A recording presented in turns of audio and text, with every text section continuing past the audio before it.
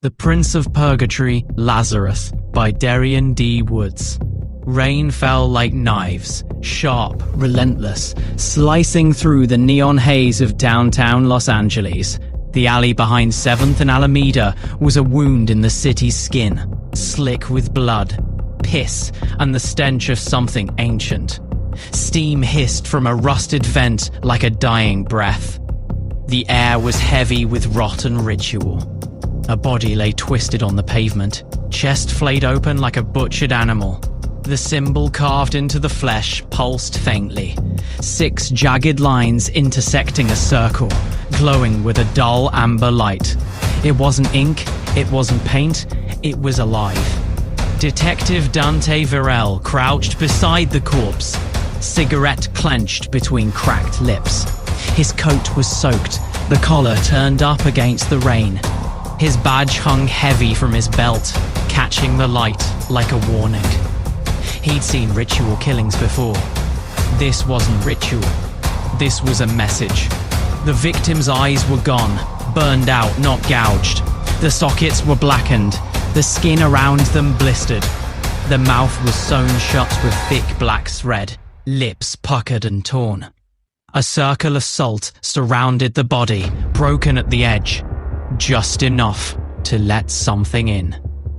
"Third one this week," Dante muttered, voice like gravel soaked in whiskey. Same mark, same silence. Someone's playing God. Behind him, a rookie cop gagged into the gutter, the sound wet and desperate. "Jesus for all! What kind of psycho does this?" Dante stood slowly, flicked his cigarette into the blood. His eyes scanned the rooftops. Brick, steel, shadow. He felt it, like breath on the back of his neck. Something watching. His phone buzzed. "You're getting too close." He didn't flinch, just stared at the screen, then pocketed the phone. Good. The apartment was a shrine to obsession. Case files lined the walls. Crime scene photos, newspaper clippings, red threads pinned to a city map. At the center, the symbol. The same one carved into the bodies. Dante poured whiskey into a chipped glass. His hands trembled, not from fear, but from anticipation. He knew he was close. Too close. Outside, the rain intensified. Thunder cracked. A car engine roared. He sat in his car, parked outside his building. He opened his lighter, then everything went white. Boom. Metal twisted, glass exploded. His body was torn apart, in a flash of fire and steel. But he didn't die. Not exactly. There was no sky, no ground. Just chains. They floated like serpents, thick and barbed, twisting through the ash-filled void. Some snapped like whips. The air was heavy with whispers. Voices clawing at Dante's mind, speaking in languages older than sin. He stood barefoot in the mist, his suit pulsing with golden veins. The Star of David glowed on his stomach, casting faint light into the gloom. His breath came slow, controlled, but his eyes, burning gold with red pupils, scanned the horizon like a predator. A figure emerged from the fog, hooded, faceless, cloaked in robes that moved like smoke. It didn't walk, it drifted. "You were betrayed," the voice said. It echoed from everywhere and nowhere. Dante clenched his fists.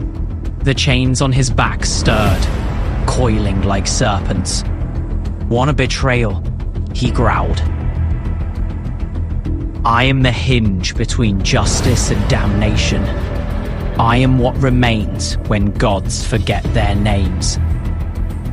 The void pulsed. Chains tightened around Dante's arms, not to restrain, but to awaken. His veins glowed brighter. The suit fused deeper into his flesh, black and sinewy, alive.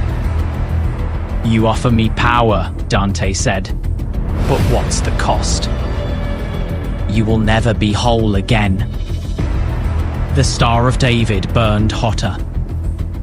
It etched itself deeper into his skin, glowing like a brand. Chains slithered beneath his flesh.